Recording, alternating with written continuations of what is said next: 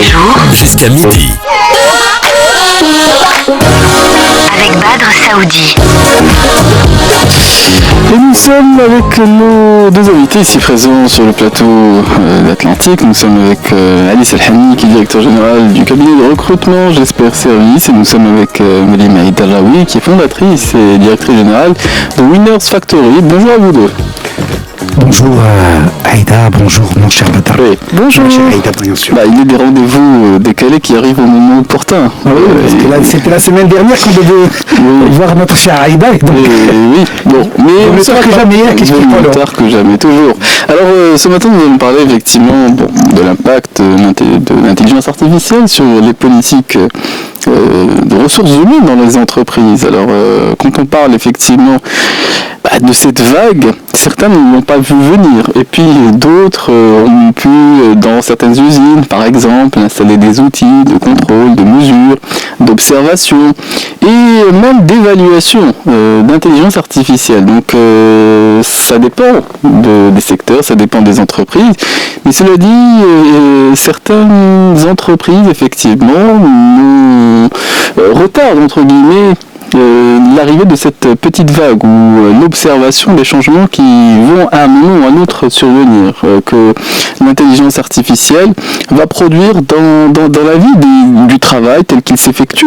Alors Alice Elhani, je ne sais pas si tu souhaites peut-être offrir le bal, mais écrire des expériences ou témoigner aussi de réflexions qu'on peut avoir avec des chefs d'entreprise qui s'interrogent, qui se posent des questions sur l'opportunité d'embaucher ou l'opportunité d'installer des outils d'intelligence artificielle. Tout d'abord, avant de commencer, je voudrais rendre hommage à une personne qui vient de décéder, qui est M. Mohamed Abdelhak, qui était membre de l'AGF et membre du ex-directeur du personnel, qui est un membre éminent de la communauté RH. C'est un ami également, c'est Bouchaïb Sarhani, Allah yarhamou, c'est Ahmed Qseour, Allah yarhamou, Allah yarhamou jami'an fi hada an-nar hadi al-awlaniya. On a une petite communauté RH ce matin sur le plateau. Et bon, deuxième des choses, avant de répondre, l'économiste du jeudi 16 octobre a parlé ça concerne également la communauté RH, tout ce qui concerne la circulaire CNSS. Pourquoi j'en parle? Parce que ça intéresse également les particuliers. La nouvelle circulaire de la CNSS qui a été remplacée par un texte de loi, et pratiquement c'est au niveau de la loi de finances, où j'espère ne pas me tromper, dire n'importe quoi. Et donc c'est une voilà, un arrêté des finances qui précise tout ce qu'il faut concernant tout ce qui est cotisation CNSS et tout ce qui est indemnité de représentation, indemnité de machin, etc. Donc ceux qui nous écoutent n'ont qu'à taper CNSS arrêté des finances, ils auront la réponse, ou bien consulter l'économiste du jeudi 16 octobre. Merci beaucoup. Alors, pour répondre à ta question, tu sais, quand on en discute avec Aïda pour la préparation de ce sujet-là, elle a utilisé les termes qu'il fallait: transformation. N'est-ce pas, ma chère Aïda? Tout à fait. Transformation, et allez, je dirais en deux mots, et je laisserai la parole à Aïda, c'est qu'aujourd'hui, c'est même plus un luxe, il y a tout ce que transformation, il y a tout ce que tu joues, et tout ce qui touche de près ou de loin. Il y a des éléments, bien sûr. Et même les petites entreprises qui aujourd'hui se disent non concernées, elles doivent se le faire. Vraiment, c'est ce que je peux dire. Vas-y, ma chère Aïda, vas-y. Ce que je voudrais dire, moi, juste prendre un petit peu de recul sur le sujet. Quand on pense intelligence artificielle, à quoi on pense d'abord? On pense outils, on pense technologie, on pense IT. Or, c'est un sujet éminemment ressources humaines, puisque ça touche le travail, les compétences, les modèles et les équilibres au sein de l'entreprise. Donc, c'est vraiment le cœur du sujet. Donc, j'invite vraiment à prendre du recul sur le sujet et voir comment ce leadership RH peut être pris en main par rapport à ce sujet. Bien sûr, c'est un sujet transfert. C'est un sujet qui appartient à la DSI, forcément. C'est un sujet qui appartient à l'innovation, bien sûr, puisque sur le plan technologique, la DSI assure. Sur le plan des RH, avant de parler des RH, pardon, sur le plan innovation, c'est une entité, quand elle existe dans les entreprises, qui propulse ou qui impulse les réflexions, les explorations, les test and learn et les acculturations. Les métiers, eux, définissent les usages qu'on peut faire de l'IA et voient un petit peu, qui expérimentent. Mais les RH, finalement, c'est eux qui vont être les architectes du capital humain augmenté. Oui, et il faut observer effectivement dans quelle mesure la pratique de ces métiers évolue. Parce que, bon, effectivement, quand on est responsable de politique de ressources humaines dans l'entreprise, effectivement, on est responsable des hiérarchies, des salaires, de l'évaluation du travail tel qu'il s'effectue. On ne peut pas être,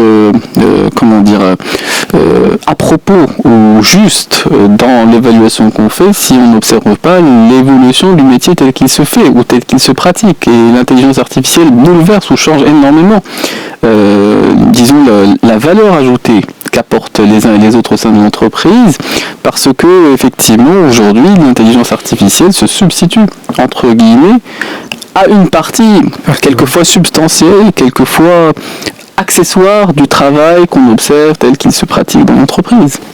Mon point de vue personnellement, c'est que je n'aime pas dire l'histoire se répète, mais l'histoire continue. Quand il y a eu la révolution industrielle, forcément, on a abandonné des façons assez primaires de faire les choses et on est passé. Pareillement avec la révolution digitale qui se poursuit actuellement avec toutes les évolutions d'intelligence artificielle.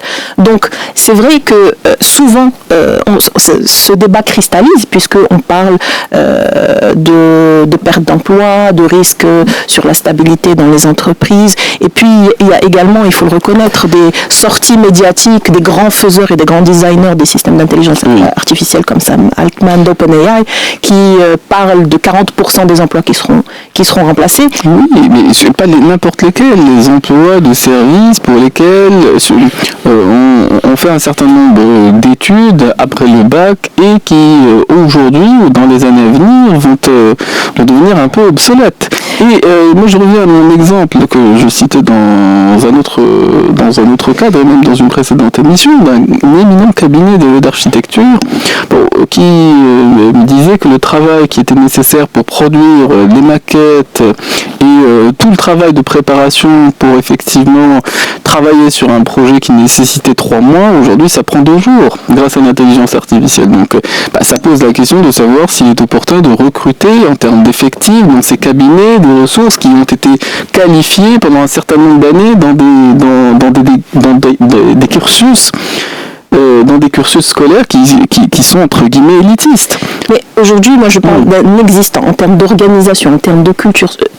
Les impacts sont l'emploi, les compétences, l'organisation, la culture. C'est des sujets éminemment RH. C'est ce que je disais tout à l'heure et c'est ce que je souhaiterais répéter. Et c'est pour ça qu'en fait la question c'est pas comment on va déployer, qu'est-ce qu'on va automatiser, quels emplois seront encore là demain. Non, c'est comment on fait évoluer l'ensemble en synchro pour non pas déployer juste des outils et des solutions qui vont augmenter la productivité, mais en faire un levier d'intelligence collective qui va à la fois augmenter la productivité et faire sens pour le capital humain. Donc, il ne faut pas se cristalliser dans les peurs, parce qu'en fait, la différence ou la distance qu'il y a entre la peur et vraiment la maîtrise du sujet, c'est l'apprentissage. Allez, c'est le Hadi.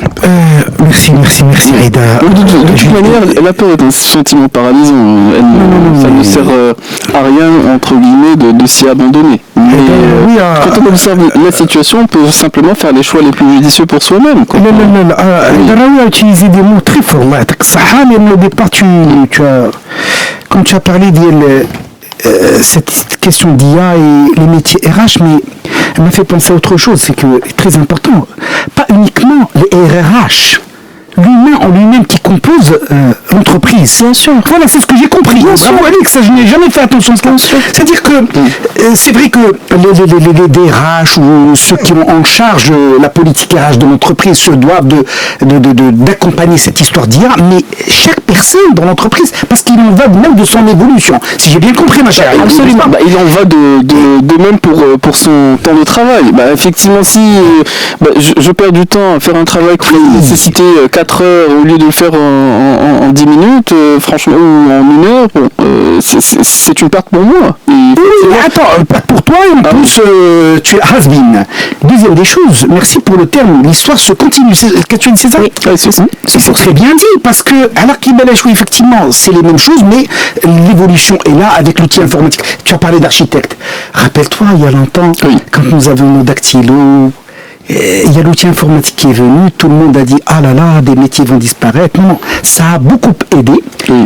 Ce qu'on devrait faire, c'est de voir en l'IA quelque chose de, tu utilises d'autres termes, quelque chose un levier d'intelligence collective et de transformation de la méthodologie du travail. Mais c'est vrai que dans certaines entreprises, on est connecté à travers les outils de l'intelligence artificielle. Mais s'il faut citer quelques exemples, parce que effectivement, c'est loin d'être le cas général. Alors, s'il faut illustrer par des exemples les façons utiles de procéder pour intégrer entre guillemets l'intelligence artificielle au travail collectif. Justement, c'est ce que je disais, j'évoquais tout à l'heure. En fait, les métiers vont eux-mêmes identifier les usages. Eux-mêmes, ils savent où est-ce qu'ils passent le plus de temps. Eux-mêmes, ils savent où est-ce que leur vraie création de valeur se situe. Et souvent, les métiers, le capital humain est frustré de passer sur des tâches. Si l'intelligence artificielle est capable de le faire réellement, de les décharger, c'est un bénéfice pour tous. Pour le capital humain. Certains sont grandement déchargés, ça je peux l'observer. Mais c'est pour ça qu'il doit être encadré. Il doit y avoir un cadre, une charte. Et c'est pour ça que les ressources humaines doivent être un acteur vraiment actif d'acculturation et de stimulation, parce que vous savez, les démarches d'innovation, c'est du test and learn, c'est de l'exploration, c'est de la définition des usages, c'est du fast fail. Chacun fait dans son coin, dans l'entreprise, c'est difficile d'impulser. Alors justement, quand l'entreprise ne prend pas les choses en main, chacun fait dans son coin. Chacun fait dans son coin. Il faut un encadrement, il faut cadrer les choses, et tu as parfaitement raison, effectivement. Et pour ce qui est des métiers, qu'on se mette d'accord, que ceux qui nous écoutent une bonne fois pour toutes, beaucoup de métiers vont disparaître, oui. Mais, comme dit si bien Aïda, l'histoire... On se raréfier. On se raréfie. Alors, les métiers qui vont disparaître... Mais d'autres vont apparaître. Ah merci beaucoup. Ils vont se transformer. Merci beaucoup. Il faudrait que les gens comprennent cela. Donc là, c'est fini. Donc aujourd'hui, des métiers vont disparaître, mais d'autres vont se transformer. Tu vois ce que je veux dire? Comme tu as si bien dit. Donc voilà, qu'on se réveille, qu'on se dise, bon, c'est pas la fin du monde. Et l'histoire continue. C'est très bien dit. Je regardais une petite... Très bien dit. New York Times. Une centenaire française qui a 50 ans a pris est devenue prof et elle enseigne encore aujourd'hui. Donc une histoire continue. Mais également c'est une histoire une idée de mindset. Toujours. C'est une idée de mindset. Si aujourd'hui tu les gens qui te disent, c'est des gens qui te disent, et c'est la respiration musicale. Aujourd'hui, les gens doivent comprendre une chose importante, c'est fini, Qadia, je veux une sécurité de l'emploi. Ça, c'est des histoires à dormir debout. Les gens qui te disent, moi, il faut un emploi dans lequel je vais rester pérenne, tout ce que tu veux, comme fonctionnaire, c'est fini, ça. Même l'administration publique, aujourd'hui, est appelée à se transformer. On est obligé, sinon on est foutu. Avec cette histoire d'hier, les gens la prennent à la légère. Je veux bien que tu sois milliardaire en centimes, pour être gentil. Ça ne pose aucun problème. Mais aujourd'hui, même ils utilisent d'IA. Beaucoup d'entreprises sont en train de se transformer. Et les jeunes aujourd'hui qui nous écoutent, ou les parents d'élèves qui nous écoutent la voiture d'Aba, l'école ne prenait surtout pas à la légère cette histoire d'IA, mais également de langue, ma chère. Bien sûr. La langue de l'IA aujourd'hui, c'est l'anglais. Certains effectivement apprennent. Certains apprennent. Même les enseignants sont un peu bousculés parce que ils nous prennent à la légère. Les mots aujourd'hui, moi je suis recruteur, je reçois beaucoup de gens, peu de gens parlent anglais aujourd'hui alors qu'ils sont censés même parler un broken English. Peu de gens parlent langue arabe. On va se retrouver même effectivement les langues.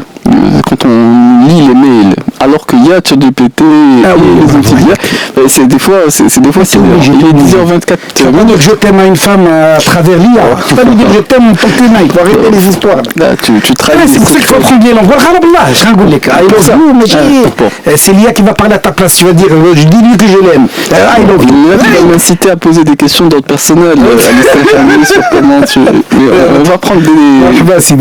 Mais c'est vrai qu'il y a un esprit du vendredi. 10h25, on va se retrouver après la respiration musicale. général, après le flash d'information. Et nous restons ouverts à vos avis. Si vous souhaitez les partager avec nous, il vous suffit de nous contacter au 05 22 95 36 70 ou 80. Et nous reprenons la suite de notre émission avec nos deux invités ici présents sur le plateau. Nous sommes avec Alice El-Hani, nous sommes avec Mary Maïda qui est avec nous ce matin, DG de Winners Factory. Alors nous parlions du rôle des ressources humaines. Certaines entreprises s'en passent de direction des ressources humaines, d'autres, entre guillemets, leur accordent un certain rôle qui est somme toute limité, et puis d'autres, effectivement, font d'autres choix. Mais effectivement, le rôle des ressources humaines, on en parlait en début d'émission, ça consiste à avoir aussi un poste d'observation, d'évaluation, mais quelquefois de proposition. En fait, pourquoi le leadership des ressources humaines est un élément majeur dans cette équation, c'est parce que l'IA modifie les tâches, modifie le travail, modifie les modèles et modifie même la culture de l'organisation. Or, ce sont des sujets qui sont, par définition, relèvent du périmètre ressources humaines. Ce que l'IA modifie, elle modifie bien sûr les tâches, les rôles, la valeur ajoutée, et c'est une mutation de l'emploi, des compétences et de la relation au travail. Donc, qui a une meilleure place que le capital humain, donc la direction du capital humain ou la direction des ressources humaines, pour piloter ce sujet qui, bien sûr, qui est transverse. Comme j'ai évoqué tout à l'heure, c'est un sujet également qui concerne la DSI, qui concerne les métiers, qui concerne la technologie et l'innovation et forcément d'autres, la data office, etc. Mais si les RH ne prennent pas en main ce sujet, on risque de subir une transformation qui est technocentrée.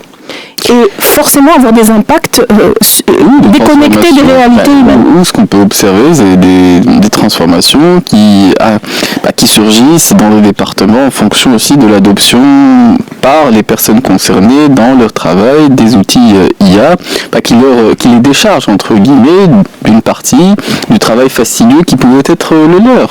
Bien sûr, l'IA peut créer des gains massifs d'efficacité, mais aussi des fractures culturelles au sein de l'entreprise. C'est pour ça que moi, c'est pas un plaidoyer pour dire attention l'IA, c'est pour dire l'IA, allons-y, mais assurons-nous que le leadership RH ait sa pleine place dans le pilotage de cette entreprise, soit sponsor et soit même honneur du sujet, en collaboration avec l'ensemble des entités qui sont concernées et impactées aussi par le sujet. Oui, bon, Alice El-Hani. Bon, moi je voudrais dire, personnellement, c'est qu'il faut faire très attention avec cette histoire d'IA parce que beaucoup de gens en parlent à tort et à travers. Je dirais aux entreprises, aux administrations publiques, ne faites pas trop. Laissez vos actes parler de ce que vous faites. Parce que les gens vous disent l'IA, nous allons transformer, nous allons faire ça. Je vois beaucoup de publications dans les journaux, l'IA, à toutes les sauces. Il faut faire très attention avec cela. Intégrer l'IA comme si on intégrait comme on avait intégré l'outil informatique il y a 30-40 ans. Et oui, parce que c'est très important. Faire également attention dans notre contexte, parce que tu sais, on parle de management interculturel, mais également on va parler de culture. Aujourd'hui, vous dites à un Marocain, vous avez une boîte vocale qui va vous parler, il préfère pas. Il préfère ne pas appeler. Oui. En Europe, par exemple, tout est automatisé. Parfois, quand vous êtes là-bas, vous êtes perdu. Non, mais alors, je suis pas attention avec cela. Quel que soit le pays, effectivement, on préfère avoir des interlocuteurs humains que effectivement, ça des interlocuteurs dépourvus de sentiments. Parce que les gens, effectivement... Bah oui. Attention à ce que vous dites, parce que demain, l'IA peut avoir des sentiments. Oui, c'est autre chose. Non, elle peut singer, elle peut imiter les... On parle de l'école center, voilà, l'école center, l'IA, mais l'IA, je suis d'accord. Mais quand on parle, n'oublions pas de ne pas réfléchir à la place d'un Américain, d'un Australien, d'un Japonais, d'un Sud-Coréen. Il faut faire très attention. Nous sommes dans un pays qui est le Maroc. Bon, aujourd'hui, les call centers sont peut-être appelés à diminuer à travers Tchidilia, mais ça ne sera pas pour aujourd'hui, ni pour demain. Ça va prendre beaucoup de temps. Donc il ne faut pas oublier, on n'a pas besoin d'être grand clair pour comprendre cela. C'est-à-dire qu'aujourd'hui, si vous êtes aux États-Unis, ou là vous êtes en Australie, ou là vous êtes dans un autre pays anglo-saxon, tout ce que vous même allez, latin, etc., les choses vont beaucoup changer avec l'IA. Au Maroc, il y a beaucoup de métiers qui vont prendre du temps. qui vont prendre du temps, mais il faudrait prendre les devants. Rappelons-nous ce que nous avions dit, ce fameux proverbe chinois qui te disait que, comme quoi, il faut faire rapidement ce qui ne presse pas pour faire lentement ce qui presse. Donc nous, on doit prendre en considération des proverbes chinois, se dire, bon écoute, d'accord,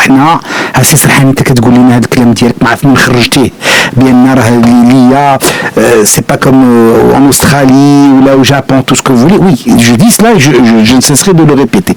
On aura toujours besoin d'humains. Un exemple des plus concrets, quand on parlait de digitalisation, on disait que toutes les agences bancaires vont disparaître. Non, elles disparaîtront peut-être dans 20-30 ans.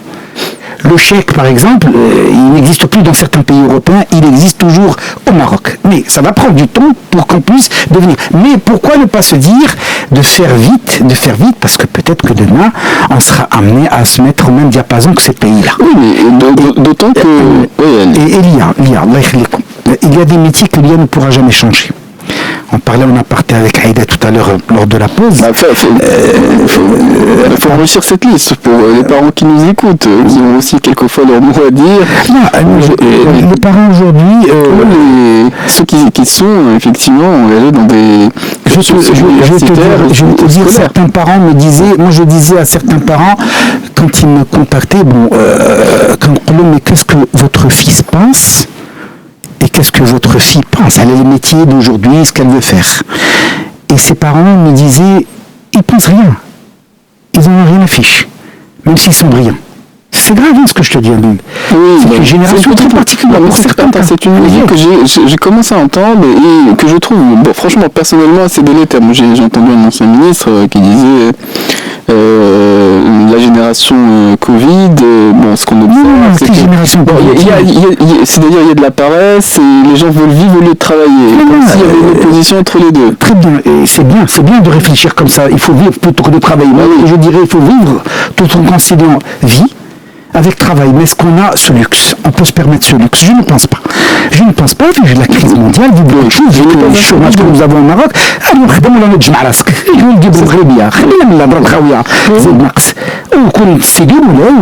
c'est-à-dire tu dois te dire, attention, je dois faire de très bonnes études, parce qu'aujourd'hui, même avec certaines études, certains diplômes qui, il y a longtemps, il y a 20 ans, il y a 10 ans, te permettaient de travailler, tu ne peux plus. Aujourd'hui, il faut être diplômé de je ne sais quoi, mais il faut rajouter l'élément de l'IA, se dire attention, elle lâche.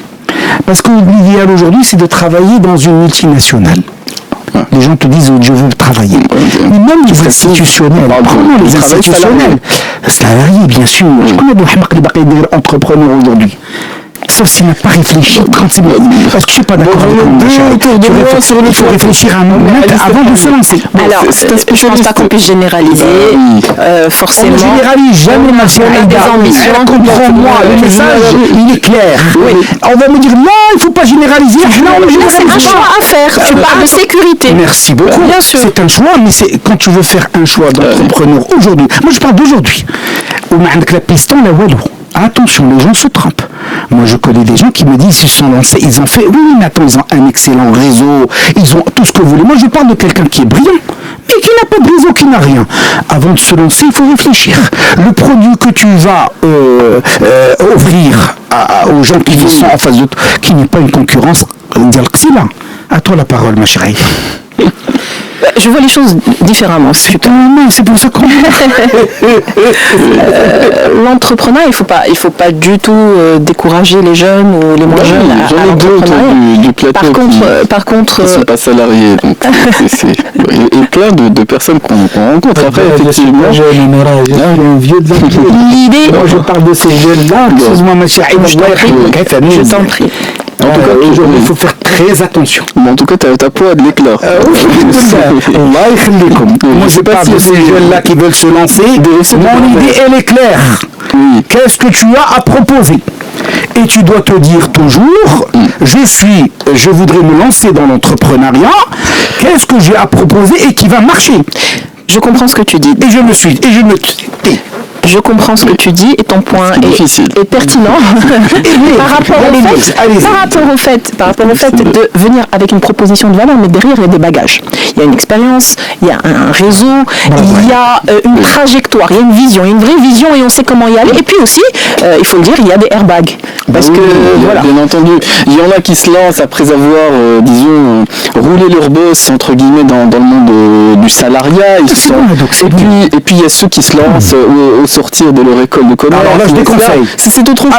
Je déconseille. Et puis il y a ceux dont les parents sont entrepreneurs et qui, entre guillemets, bénéficient d'une forme d'accompagnement. On parle pas de ces gens-là. Donc il y a plein d'exemples. Pour moi, c'est pas l'exemple. Le papa-maman t'a laissé, te permet de faire. Si je... Il est juste un auditeur. Pardon, l'éditeur Il qui nous a contacté de Casablanca. Bonjour, c'est Abdil. Oui, bonjour. Bonjour, monsieur l'expert. Bonjour, c'est Abdil. J'aimerais rebondir sur le dernier point qui a été abordé. Et j'aimerais dire une chose. Et je le dis de tout mon cœur. Il y a de la place pour tout le monde. Il y a beaucoup de choses à faire encore au Maroc. On peut exploser à une seule condition, c'est que l'informel doit disparaître. Moi je me bats, je paie mes impôts, et quand je passe devant Delbralef, quand je passe devant Korea, quand je passe devant Zed Omar, eh bien j'ai envie de me tirer une balle dans la tête. Parce que moi je me bagarre, je fais de la prospection, je vais voir les gens dans les banques, les assurances, tout.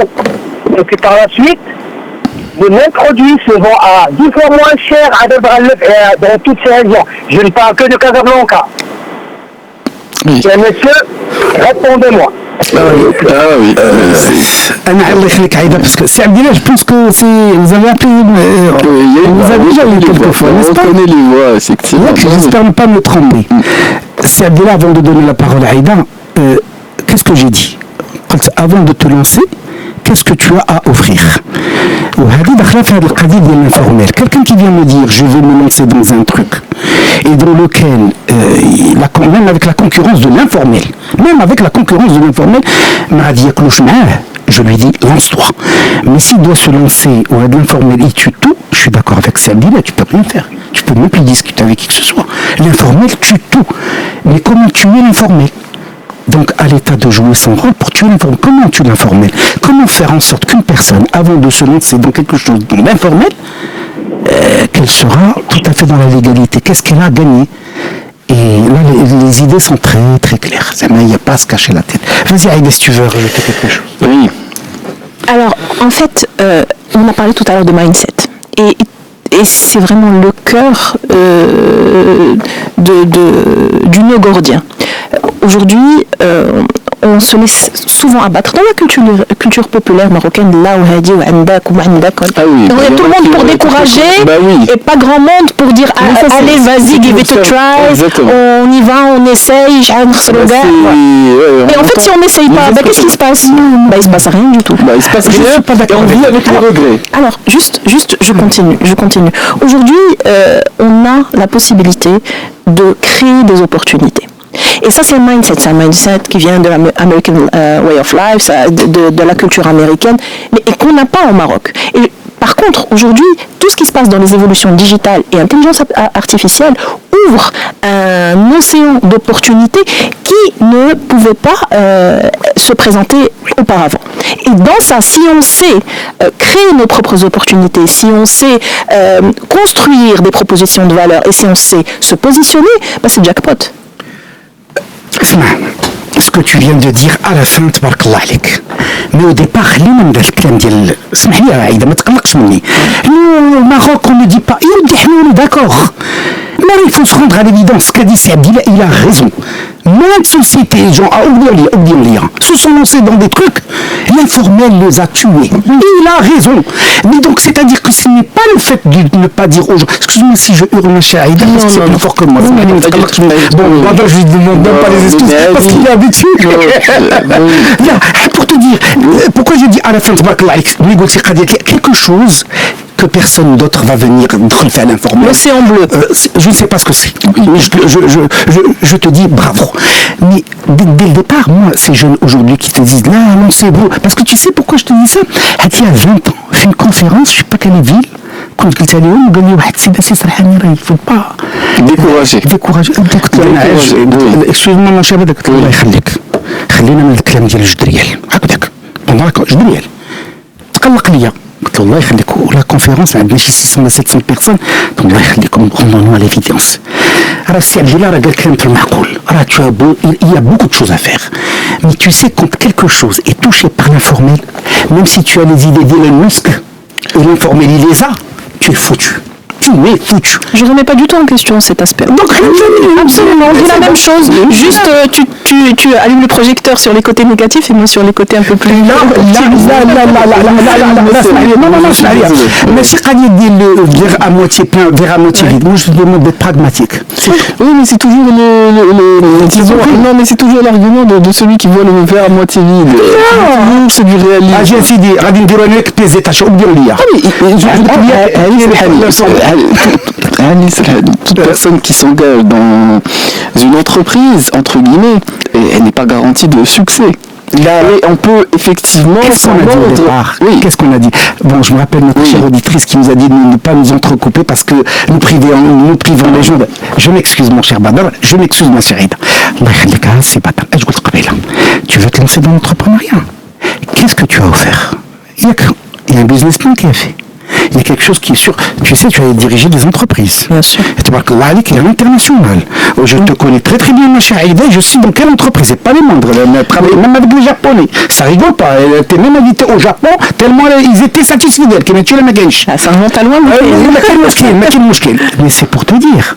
Elle en sait quelque chose. Ah, mais je te dis, oui. Aïda, tu as raison. Oui, Badr, tu as raison. Voyons les choses du côté positif. Yallah, c'est dit, voyons les choses, mais soyons pragmatiques. Je vais me lancer dans un truc, restons dans l'IA. Je le mets dans l'IA. L'IA, l'informel, et je pense jusqu'à aujourd'hui, l'informel. Mais ce que je propose, je ne vais pas être tué par les gros gabarits, les grandes entreprises mondiales. Je vais me lancer dans ce truc-là, Autre chose, quelqu'un qui se lance de l'école à l'entrepreneuriat, c'est casse-gueule, je comprends ce que tu dis. Pas casse-gueule, moi je le déconseille. Je le déconseille. Tu sais pourquoi je le déconseille ? Tu dois te casser les dents, fais l'entreprise pour voir un peu. Parce que une personne qui n'a pas, en tant que salarié, pu observer effectivement, parce que quand on se lance dans l'entrepreneuriat, effectivement, on est seul. Et puis il s'agit de travailler en équipe. Et effectivement, quand gérer des personnes, gérer ce qu'il y a de plus complexe. Oui. L'élément humain. Quand la personne a une expérience en tant que salarié, et là aussi, disons, la possibilité d'observer les comportements humains qui sont déterminants dans la réussite ou non de l'entreprise qu'il s'agit de créer. Donc c'est une évidence. Alors Alice El Hadou va la respiration musicale. Faire entendre la respiration musicale qu'on a longuement décalée. Et on va se retrouver pour la suite de notre émission des experts. Ceux qui souhaitent faire entendre tes avis, nous resterons à l'écoute jusqu'à midi au 05 22 95 36 70 ou 80. Et nous sommes avec le Djemaïda Delaoui, nous sommes avec Ali Serhani et nous évoquons le rôle des ressources humaines dans l'entreprise pour essayer de piloter ou ne pas être écarté des évolutions concernant l'intelligence artificielle. Alors, ça consiste à faire quoi précisément, Aïdam Delaoui ? Si on essaie, entre guillemets, d'impliquer les ressources humaines dans ces évaluations et parfois dans la prise de décision concernant l'organisation du travail dans l'entreprise relativement à cet aspect-là. Alors en macro, les ressources humaines, dans ce sujet en particulier, c'est un chef d'orchestre. C'est un chef d'orchestre qui est capable d'animer ou d'impulser l'encadrement éthique. Donc déjà, premier plan, le cadre de gouvernance de cette IA, puisque je vous dis, c'est le capital humain est le premier impacté par ses implémentations et ses déploiements. Dans un second temps, bien entendu, il y a la montée en compétences. Il y a toute la partie formation, montée en compétences nécessaire au déploiement de ces outils, de ces automatisations qui sont pensées pour la productivité de l'entreprise. En effet, par la suite, il y a la construction d'une culture aussi CIA. Ça ne s'improvise pas. Donc il y a tout un travail de culture, de transformation culturelle à penser, à concevoir, à travailler au niveau de ce leadership RH. Et enfin, il y a toute la partie upskilling, reskilling, parce que forcément il y a des tâches qui vont être automatisées sur des métiers qui ne pourront pas évoluer avec ces automatisations-là. Et il faudra penser justement aller swapper ou aller transformer, aller faire évoluer, à leur donner de nouveaux métiers. Ça donne du travail aux ressources humaines, parce qu'il faut s'intéresser à l'évolution de chaque métier et la façon avec laquelle il va s'exercer, en étant effectivement impacté des fois par l'intelligence artificielle. Et moi, ce que j'ai pu observer, c'est qu'il n'y a pas nécessairement dans les entreprises beaucoup de partage d'informations pour des raisons très simples. Si un travail est accompli très rapidement, on a l'impression que la personne glande ou est fainéante ou est paresseuse en entreprise. Or, pour citer des exemples qu'on raconte en off, moi j'ai pu entendre une psychologue du travail qui disait que certains de ses collègues lui disaient qu'il délivrait le travail 3 semaines après, alors qu'il le faisait en quelques heures, simplement pour qu'on ne pense pas que ce sont des personnes qui n'apportent pas grand-chose à l'entreprise. Or, ça leur demande un certain nombre d'années pour être aussi rapide, pour effectuer les tâches qui sont les leurs et qui leur sont demandées. Alors, il faut voir d'une autre façon. Effectivement, donc, il y a peu de partage d'informations sur la façon avec laquelle parce qu'aujourd'hui, c'est vu d'un mauvais œil. Bah oui. Et parce que ce n'est pas encadré, parce qu'il n'y a pas un leadership au niveau stratégique au niveau de l'entreprise. Or, le fait de dégager autant de temps et de délivrer un livrable important qui a demandé une seniorité pour pouvoir le sortir de cette qualité, etc., en très peu de temps, fait que ça ouvre un espace de travail et des opportunités de concevoir de nouveaux projets. Donc il faut réorienter les efforts vers des choses encore plus positives et des choses nouvelles. D'accord. Du point de vue de l'entreprise, c'est tout bénef. Si la personne, au lieu de prendre 3 semaines, va consacrer 4 heures de travail pour effectivement produire ce livrable, c'est tout bénef pour l'entreprise. Mais la personne en question, elle va être dans la rétention d'informations pour la raison que ce travail qui lui nécessite aussi peu de temps, si elle n'en fait pas, eh bien tout le reste du temps sera occupé à lui demander d'autres tâches et sa rémunération ne va pas nécessairement suivre. Alors, c'est ce qu'on disait tout à l'heure. Il y a une transformation culturelle à adopter. Cette personne est dans la rétention d'informations et va cacher le fait qu'elle travaille en soutien ou en accompagnement augmenté par l'intelligence artificielle parce qu'il n'y a pas le cadre et la légitimité et la volonté affichée de l'entreprise d'accompagner cette évolution qui est inéluctable. Elle a tout dit. Mais il y a une chose importante, quand tu veux installer cette IA et tout ce que tu veux parce que tu es obligé de le faire, tu dois prendre en considération le fait qu'on va se retrouver devant ce problème-là. Mais oui. Ça veut dire quoi? Tu as utilisé les termes qu'il fallait, une réorganisation, une culture d'entreprise qui fait ce que c'est, les comportements, etc. Donc je dois me dire, soit je dois... On a toujours une minute. Voilà, vas-y. Donc voilà, grosso modo, on doit prendre en considération tout cela. Il ne faut pas dire on va installer ça et on sait très bien. Allez, je mets là. Ça c'est très important. Mais on va revenir sur ce point parce que ce qui est inéluctable, c'est le respect des heures. Il est encore 11h00 et on va se retrouver dans quelques instants. On essaie d'éviter les problèmes que... Si moi, il y aurait des problèmes, je m'en excuse. Vas-y, mon cher Mourad. Alors, moi, je vais vous présenter le flash d'information langue arabe et on a encore une deuxième heure d'émission. Ceux qui souhaitent prendre la parole, n'hésitez pas à nous contacter au 05 22 95 36 70 ou 80. Et nous reprenons la suite de notre émission des experts avec nos invités. Alors, Alice El-Hani, tu souhaitais rajouter des explications, en tout cas pour ceux ton raisonnement. Tu disais effectivement que... Il faut prendre en considération. On n'est pas dupe. Rappelez-vous quand on installait l'outil informatique dans les entreprises il y a 30-40 ans.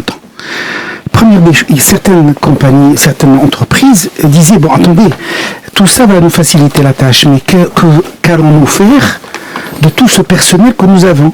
Et c'est là où je rejoins ce que disait tout à l'heure Aïda, en disant, bon, il y a des projets, il faudrait prendre les devants.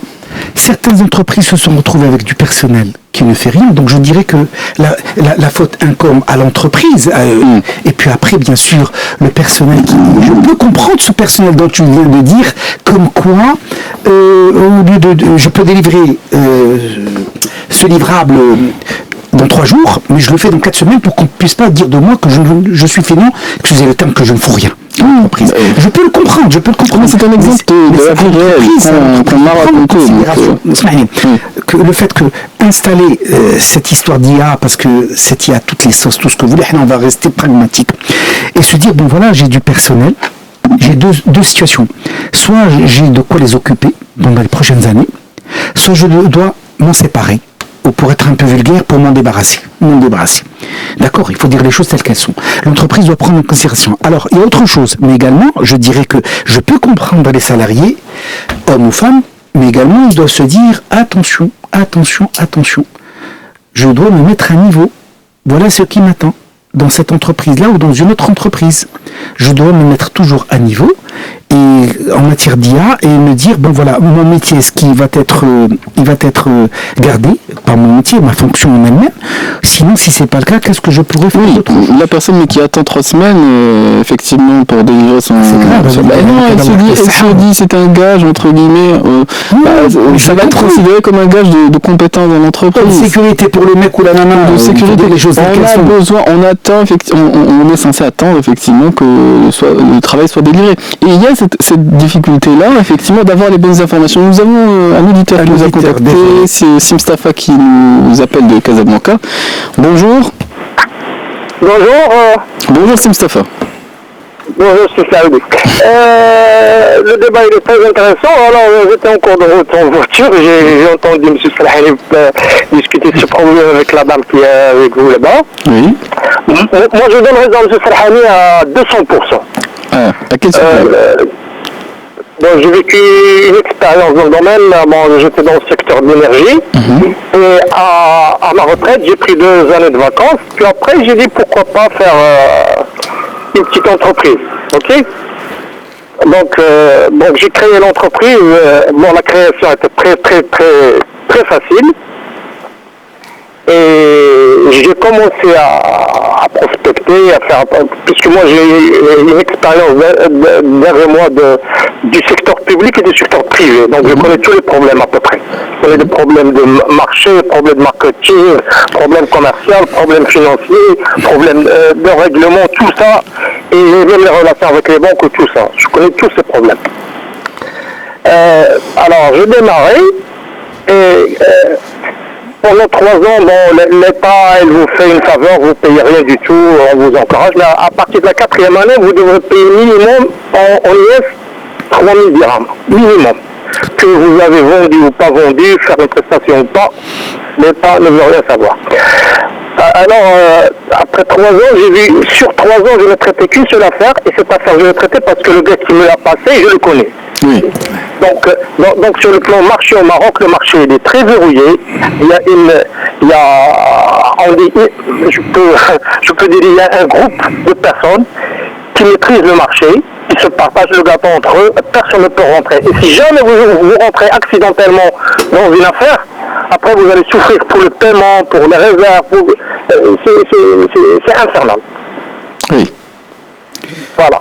Non, donc, c'est un témoignage du réel, Simstafa. Oui, je peux même vous dire que même sur les appels d'offres, il y a des pièges. Sur l'appel d'offres, par exemple, je veux favoriser un tel, donc HR, je mets des spécifications qui collent au matériel d'un tel, qui ne collent pas au matériel à un autre, alors que tous les matériaux, ils peuvent faire l'affaire. Je fais des spécifications dimensionnelles, etc., pour que je favorise le gars. Alors le gars, il peut mettre le prix qu'il veut, il passera parce qu'il a répondu clairement à toutes les caractéristiques, et personne n'a pu faire proposer des produits qui répondent au cahier de charge. Alors que le cahier de charge, si vous voulez, il est truqué en fait. Oui, mais ça c'est effectivement ce que disait Ali Salhani, dans certains secteurs ou dans certains projets, effectivement, si on n'a pas, disons, le filet de sécurité ou les connaissances, c'est ce que tu disais. Non, je remercie Mustafa, mais il a tout dit. Pourquoi il a tout dit? Qu'est-ce qu'on a dit tout à l'heure? Je peux, s'il vous plaît, terminer. Sur l'entreprise que je montais, après je l'ai arrêté parce que j'étais en train de prendre sur ma pension pour payer les donc j'ai arrêté, j'ai fait le bilan, et il y a eu 300 kilos d'irham qui sont partis dans l'intérieur. Heureusement, j'ai pas pris de prêt bancaire, rien, donc c'est sur mes fonds propres. Donc j'ai pas eu de problème disons, de poursuite banque ou justice, etc. Donc c'est comme si j'ai lapidé 300 000 dirhams comme ça. Oui. Pour vous dire une chose, on a parlé tout à l'heure d'entrepreneuriat. Quand on se lance, on a bien parlé de réseau, un réseau solide. Vous avez raison quand vous dites que certains, je dirais pas tous, le marché est verrouillé, certains, je dirais des accoquinements entre guillemets, mais bon, ça c'est autre chose. Il y a des gens qui veulent travailler avec des gens avec qui ils peuvent travailler, pas parce que c'est des margoulins, non, parce qu'ils leur font confiance. J'ai déjà connu des gens comme ça qui me disaient, en tant que cabinet de recrutement, de conseil RH, on me disait, je préfère travailler avec le cabinet Flin-Flin, je travaille avec eux depuis 20 ans, mais c'est la margoula, la wallo. C'est sérieux, c'est des habitudes de travail. L'entrepreneuriat, on a parlé pour les jeunes, on a parlé beaucoup de choses, l'IA, tout ce que tu veux, etc. Alors, au niveau des appels d'offres, merci à Mustafa d'avoir. Moi, je dis souvent aux gens, ne répondez jamais à un appel d'offres si on ne vous paie pas les frais du consultant qui va préparer cet appel, la réponse à cet appel d'offres. Parfois, il y a des appels d'offres qui sont truqués. Ce qu'a dit ici Mustafa, il a raison. كيف كيقولوا بالعربية المغربية الماتش مبيوع. الماتش مبيوع.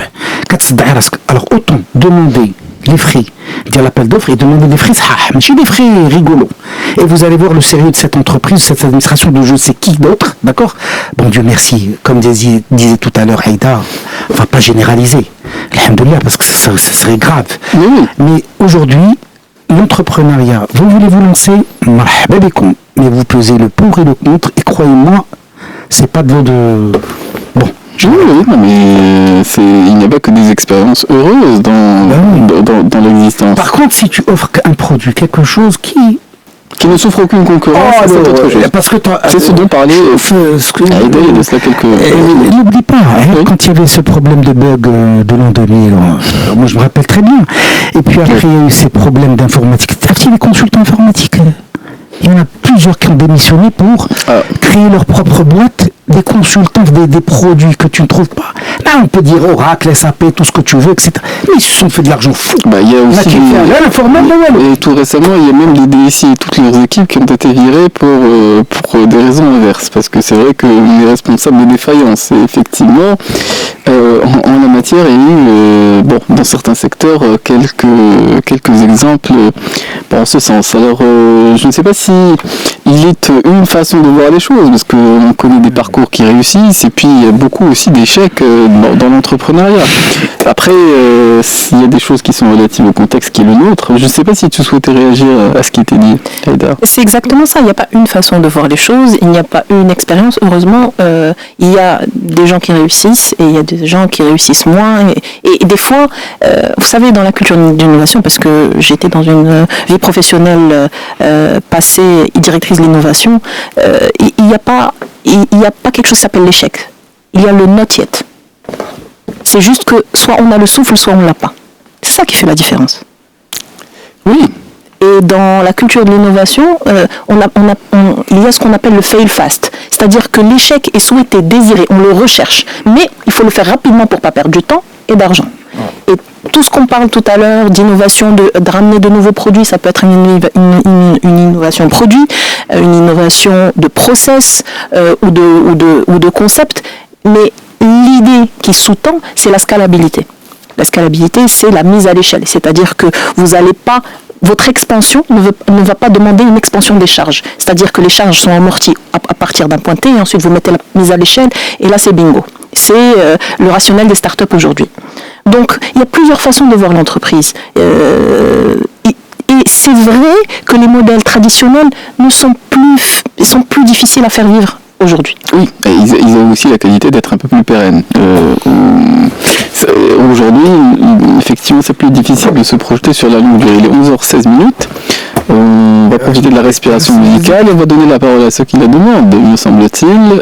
Vous pourrez nous contacter jusqu'à midi au 05 22 95 36 70 ou 80. Et nous sommes avec nos deux invités ici présents sur le plateau. Nous sommes avec Alice Elhani, nous sommes avec Bettina Ida qui nous accompagne, qui est directrice générale de Winners Factory. Et effectivement, nous évoquons le rôle des ressources humaines en tant que force de proposition dans l'entreprise. Après, effectivement, on réagit à ce qu'il dit, et c'était, il y avait un son de cloche concernant aussi l'opportunité ou non de créer des entreprises dans le contexte qui est le nôtre, les probabilités pour que ça réussisse. Et de ce point de vue, je crois que il est difficile de se faire une religion toute faite sur cette question pour une raison très simple, c'est que les exemples sont contradictoires. Il y a des réussites évidentes, et puis il y a des échecs aussi flagrants, donc il est difficile de se dire que les choses sont d'une seule couleur. Allez, Selhani. Et si tu permets, je te permets tout.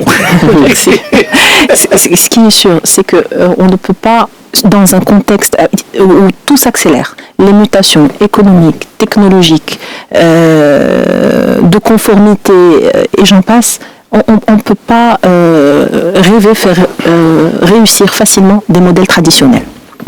Donc, il faut. Qu'est-ce qu'on entend par un modèle traditionnel ? Un modèle traditionnel, c'est la façon qu'on avait dans une entreprise classique qui a une assise, qui a des charges et qui a des marchés.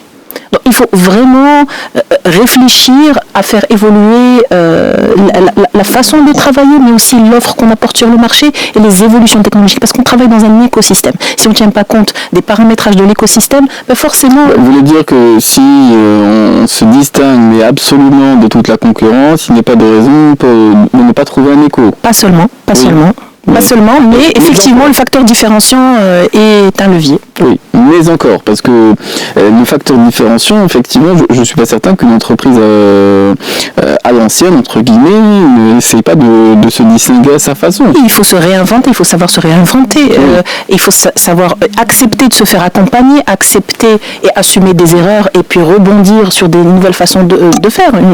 La vie d'une entreprise, c'est pas un long fleuve tranquille non plus. Donc, la vie tout court. La vie tout court. A fortiori l'entreprise également. Bah, bien entendu. Alors allez, Selhani.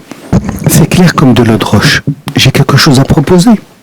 En tant qu'entrepreneur, j'ai déjà fait mon business modèle, entre guillemets, ou business plan. Et je sais très très bien, concurrence ou pas concurrence, j'ai ma place. C'est pas le cas. Ancien modèle, comme tu le dis si bien, c'est pas la peine. Garde ton argent dans ta poche. Et il faut faire très attention avec ce que l'on lit. Hada, tu sais, il a fait ceci, il a fait cela. Prenons un exemple qui est un exemple alors là, extraordinaire. Bon, on ne peut pas le dupliquer à tout le monde. C'est celui d'Elon Facebook ou celui d'Elon Musk. Oui, non, mais c'est des exemples marocains. Non, je vous invite à lire la biographie de Walter Isaacson concernant Elon Musk. Là, tu te dis, mais mec, le mec, il vient... Non, اسمح لي اليوم نديو دارك حلمت سي سرحاني هجدنا ايلون ماسك كيصيفط الصواريخ وردهم لينا هنا mais utilisant les termes il a touché quelque chose qui il n'y a aucune concurrence alors prenons ça côté micro. Je veux proposer quelque chose. Marhaba, qu'est-ce que tu as proposé par rapport à ce qui se pratique sur le marché? Tu as parlé d'écosystème. On a un micro-marché, d'accord, mais n'oublions pas qu'actuellement, nous avons beaucoup d'entreprises européennes qui viennent s'installer au Maroc et qui pratiquent des prix marocains. Ce que je vais proposer en tant qu'entrepreneur, je vais le faire, il n'y a pas de concurrence Maroc, mais je dois me dire, attention, j'ai des concurrents aujourd'hui qui peuvent venir s'installer ici, au même prix du marché. C'est au même prix du marché. Donc, je suis d'accord avec toi, ma chère Aïta, il ne faut surtout pas être défaitiste. Je suis entièrement d'accord avec toi, que ceux qui nous écoutent, elle a raison. Ça veut dire dès le départ, là, ça ne va pas marcher. Non, je suis entièrement d'accord avec toi. Et se dire, revenons à cette histoire de verre à moitié plein, voyez toujours le verre à moitié plein. Mais je ne cesserai jamais Il faut mettre des garde-fous et oui, les garde-fous. bien étudier sa trajectoire. Si Mustafa il a raison, mais il a dit que j'ai perdu 300 000 dirhams. 300 000 dirhams. Oui. 300 000 haram, il a utilisé un autre terme qui est très très dangereux. Très dangereux pour ceux qui nous écoutent et qui doivent comprendre au sens positif. Il a dit, j'ai pas touché à ma pension. Merci, Mustafa, vous êtes prévenant, il y a des gens qui ont touché à leur pension. Reprenons une chose importante. On va parler d'un ancien modèle. Tu te rappelles des départs volontaires de l'administration? Oui. Ou fonctionnaire entrepreneur? Oui, ça peut exister. Alors les gens me disent, ouais, c'est ça, il dit, là, 9 cas sur 10 des faillites, j'ai vu des gens qui ont reçu un petit pactole. On va donner un exemple des plus concrets. Un petit pactole, ils ont tout jeté à la...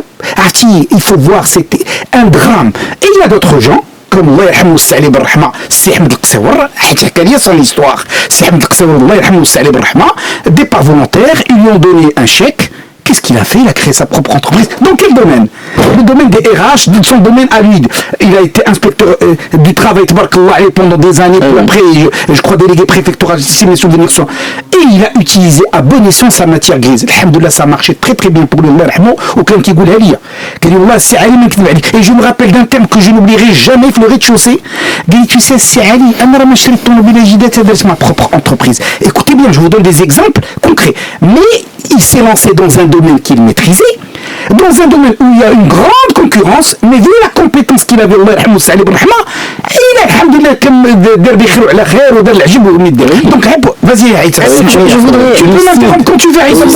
Il faut, surtout, il s'agit d'être lucide sur, effectivement, sur soi-même, il faut pas rêver les yeux ouverts. Et sur la réalité, oui. Il ne faut pas rêver les yeux ouverts. Vas-y, Aïda, vas-y. Alors justement, vous avez parlé de lucidité. C'est vraiment mon point. Aujourd'hui, c'est quoi une entreprise? Si ce n'est quel risque je suis capable de prendre pour la voir réussir. Oh, Allah yarhamou walidik. Donc, il y a cette culture à la base de l'entrepreneur de dire, ok, qu'est-ce que je veux? J'ai un rêve, je veux réaliser une entreprise qui fait tel chiffre d'affaires, qui se positionne dans tel domaine, etc. I have a dream. Mais, en contrepartie, j'ai ma trajectoire, je veux voir. Mais qu'est-ce que je suis capable de concéder comme temps sur mon temps libre, de sacrifier ma liberté, ma flexibilité, mes soirées, week-ends. Quel argent je suis capable de risquer, mettre sur la table au HNL. Je risque de perdre ça, mais je le sais, en âme et conscience. Et je vais piloter, je vais me jeter à l'eau. C'est comme un entrepreneur, j'adore une image qui n'est pas du tout la mienne, mais je vais la relayer ici. C'est un entrepreneur, c'est quelqu'un qui se jette d'une falaise et pendant la chute, il apprend à construire un parachute. Ah mais ça c'est tiré par les cheveux, ma chère Aïda. Ah oui, surtout aujourd'hui. En tout cas, c'est tiré par les cheveux, ma chère. Je sais pas si beaucoup je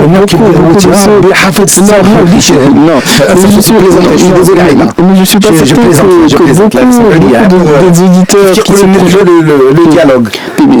je suis pas certain que beaucoup de ceux effectivement qui entendent cette comparaison se disent que elles ont la capacité. Un jeune qui se lance. Laissez-moi, un jeune qui se lance, il n'a rien à perdre. C'est un jeune.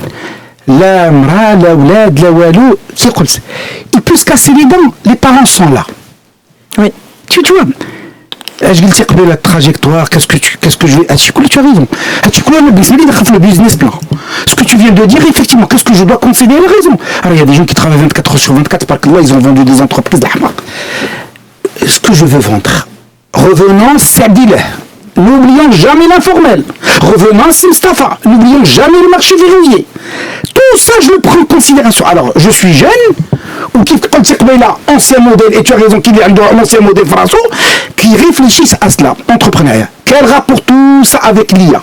Quel rapport tout ça avec l'IA dont on parle depuis tout à l'heure? Prendre en considération, si je dois me lancer dans un marché, ne pas être ancien modèle. Aujourd'hui, certaines fonctions, certains métiers que je touche, l'IA joue un rôle très très important. Est-ce que je pourrais faire quelque chose? Je ne pourrais pas faire, etc. Mais l'avantage, ça a un sens, parce que le grand avantage pour celui qui démarre, c'est que c'est beaucoup plus facile de mettre en place des process efficaces.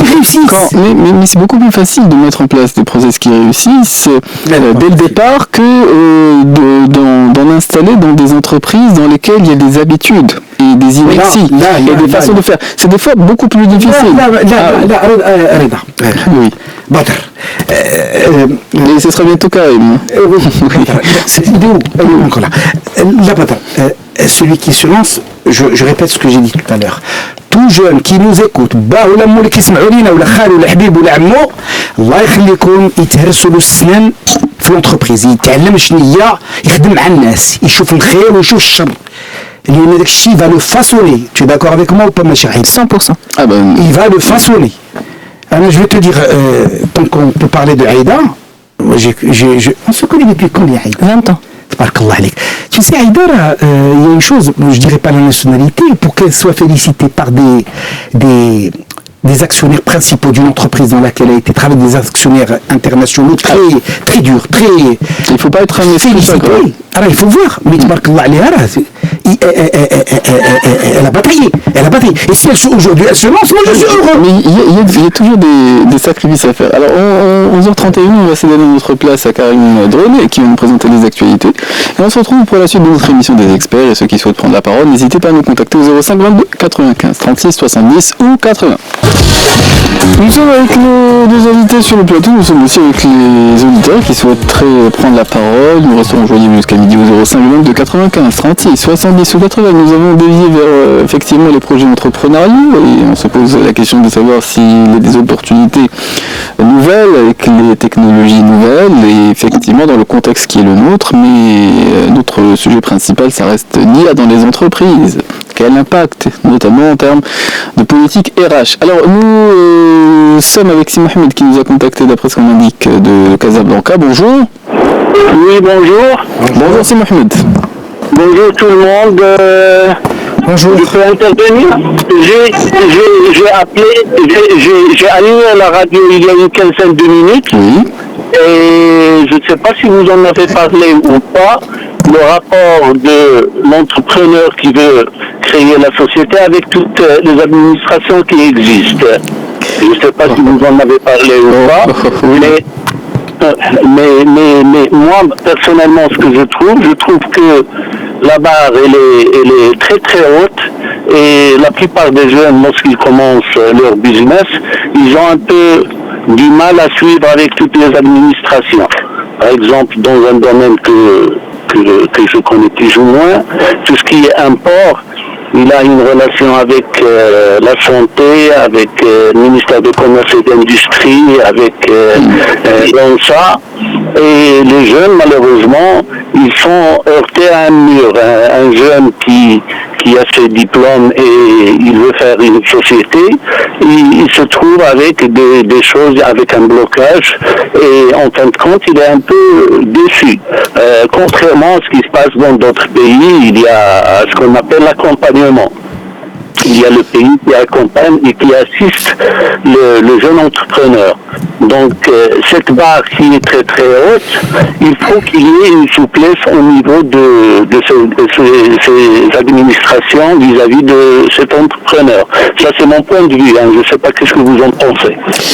Oui, c'est vrai qu'on peut ne pas percevoir tous les obstacles qui vont se mettre sur le chemin. Et je crois que l'image de tout à l'heure était illustrative. Bon, on tombe et il s'agit de fabriquer son parachute. Soit on est capable, soit c'est plus délicat. Effectivement, le crash n'est pas à exclure. Je ne sais pas si vous souhaitiez réagir. C'est vrai que il y a une difficulté. C'est une question générationnelle. Bon, je ne suis pas certain que toutes les générations soient autant allergiques à la lenteur administrative. Merci Sidi Mohamed. Par contre, il y a à boire à manger à propos de ce que vous avez dit. J'ai rencontré beaucoup de jeunes qui sont des battants, qui s'en tiennent. Même les administrations ont beaucoup changé, la vérité.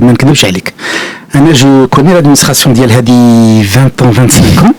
Aujourd'hui, des administrations auxquelles on a affaire, je te promets qu'on a l'impression de rentrer dans des multinationales. Je parle de choses que j'ai vécues. Ma kan arf la Ahmed, la Mohamed, la Hussein, la Ali, la Ali, la Mohamed, tout ce que tu... Je ne connais personne. Et avec beaucoup de jeunes d'aujourd'hui, il y a des battants et il y a des feignants. Feignanines. Le plus petit problème, ils te disent là, ou hadi, ou l'idara, ou tout ce que vous voulez. Là, parfois non. On me fait la corruption, là, je te dis, j'ai vécu des situations, on a accompagné des jeunes et on a vu un petit peu ce qu'il en est. Ce qui est bizarre, c'est que la plupart des filles, des dames, elles étaient battantes. Pour elles, c'était pas un parcours du combattant, parce que le parcours du combattant, nous, on l'a connu il y a 30-40 ans. Quand il fallait pas ouvrir une entreprise d'autorisation du Qaïd. Il ne faut pas se leurrer. Mais si, Mohamed, je ne te dis pas que tout est rose, là, mais parfois, il y a beaucoup de jeunes qui aujourd'hui veulent, entre guillemets, se lancer, et tu les trouves très feignants pour un oui, pour un non, c'est la faute de l'autre. Ça, je vous promets, nous avons vécu beaucoup de cas. Par contre, il y a d'autres qui te disent, écoute, là, oui, la vie est ainsi faite. L'import et l'export, tout ce que je veux. Il y a beaucoup de choses qui sont encore également sous-traitées. Quand il a parlé d'import et d'export par des transitaires et tout ce que tu veux, qui s'y connaissent et qui sont pas aussi chers qu'on le pense. Mais le plus important, fait Sidi Mohamed, ce n'est pas l'administration. Qu'est-ce que tu veux offrir? Qu'est-ce que tu vas faire comme entreprise? Qu'est-ce que tu vas au niveau du marché? Est-ce que ça va marcher? Parce que l'objectif pour moi dans tout cela, ce n'est que de la rigolade, parce que le jeune qui va se casser les dents, entre guillemets, hein, qui va se casser les dents, qui يقول لك اللي ما تقتل السمن. Mais le plus important, l'entreprise l'impôt export qui a été fait, est-ce que ça marche? C'est ça le problème. Que demain, ne vienne pas me dire oui, ça n'a pas marché, l'informel, comme l'a dit Sirk Belassi Abdillah. Donc, automatiquement, du moment que, bon, ça n'a rien à voir avec Tidialia, tout ce que vous voulez, mais je vous le dis encore une fois, beaucoup de choses ont changé, c'est pas pour faire de la lèche à l'administration, pas l'administration qui est Santolina, là. Dernièrement, je vous assure, on a eu un cas avec la direction des générales des impôts, l'investisseur international avec qui nous étions, je te dis. Le DG, le mec m'a dit, écoute, le mec européen, anglo-saxon me dit, je n'ai jamais été aussi bien servi. Il faut dire les choses telles qu'elles sont.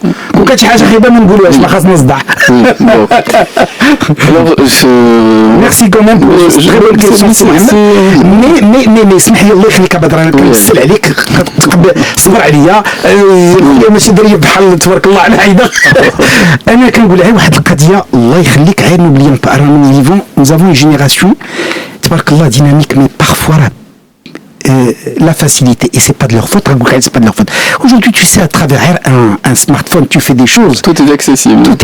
Donc la facilité, elle est là. Et parfois, on est même habitué. Le plus petit truc de rien du tout qui remet هذا وهذه وهذا وهذا. Et on revient à ce que disait Aïda tout à l'heure, c'est une question d'état d'esprit. Oui, il faut avoir la rage de gagner. On est d'accord au moins. Oui. C'est quelquefois une incitation musicale. Je pense à certains titres qui sont programmés, on va en profiter à l'instant, on va se retrouver dans quelques instants pour la suite de notre émission des experts. Et avec nos deux invités ici présents sur le plateau, nous sommes avec Aïda Laoui, nous sommes avec Ali Serhani, et pour la suite de notre émission, nous évoquions effectivement le cadre de travail qui était somme toute assez bouleversé par l'intelligence artificielle, bon, qui faisait que certains effectivement pour ce qui est des livrables, ça leur prend un certain temps et bien moindre que ce que ça pouvait leur prendre en investissement de temps dans les entreprises. Mais la difficulté, c'est qu'il y a parfois de la rétention d'informations, parce que on se dit que le jugement qu'on formule sur son travail est quelquefois pas teinté de bienveillance, et par conséquent on se garde l'information pour soi-même, et c'est vrai que toutes les entreprises ne favorisent pas effectivement un climat qui permet tout simplement à ce qu'on puisse dire comment les choses sont évoluées concrètement au niveau du travail qui est effectué par les équipes ou les différents départements en leur sein. Soyons factuels. Ce cas de figure en particulier, pour moi, c'est une défaillance de l'entreprise elle-même. Quand l'usage de l'IA est informel, c'est-à-dire c'est une initiative propre aux salariés ou à l'employé, il peut être louable. Ça peut être une initiative qui va améliorer le rendement ou le livrable. Par contre, le fait que justement il n'y ait pas un cadre ou qui soit reconnu pour cet usage-là va alimenter de la méfiance, la peur du regard de l'autre. Et c'est là où... c'est juste l'IA qui a fait son travail. Alors justement, ça c'est dans le cas où l'entreprise n'a pas posé ce cadre, n'a pas dit ok, l'IA aujourd'hui, on va tous y aller parce que ça va nous apporter de la valeur, ça va être un levier de productivité, mais voilà comment on va y aller, voilà le cadre de gouvernance, voilà ce que vous pouvez faire, ce que vous ne pouvez pas faire, ce qui menace, ce qui présente des risques pour la sécurité, pour la qualité du travail. J'en connais qui ont été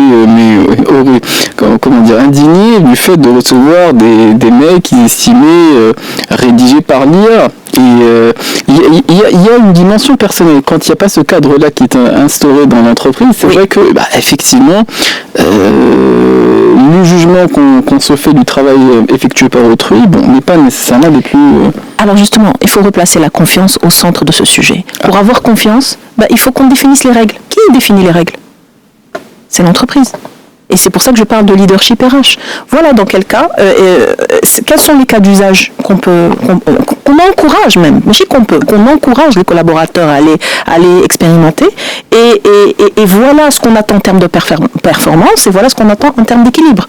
Et faisons les choses ensemble en intelligence collective pour que, au final, on puisse ensemble identifier les zones de productivité, les zones d'efficacité, le temps que ça dégage, et qu'est-ce que ça nous donne comme opportunité, qu'est-ce que ça nous laisse comme opportunité pour aller vers vers de nouveaux projets, vers de nouveaux challenges, etc. Mais il faut que ce soit piloté. Si c'est pas piloté, c'est exactement la même chose quand dans une entreprise il y a de la communication interne. Ou quand il n'y en a pas. Quand il n'y en a pas, il y a des conséquences. Absolument. Il y a la rumeur, il y a les tensions, il y a de la compétitivité, de l'hostilité. Mais quand il y en a, le climat de travail devient sain.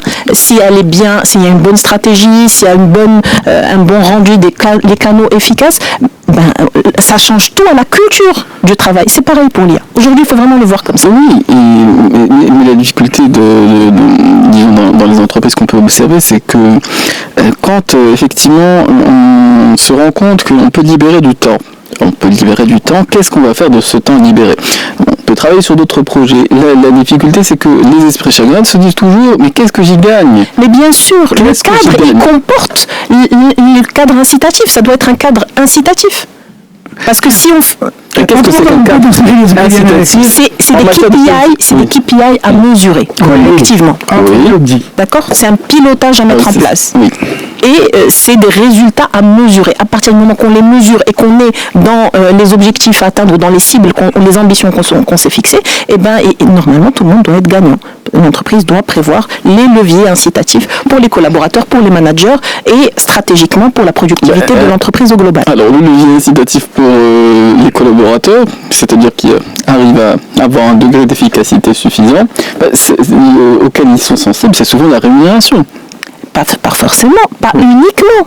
Il y a la rémunération clairement, mais il y a également tout ce qui est montée en compétences, mentorat pour passer d'un cap cadre normal à cadre supérieur, passer devenir manager.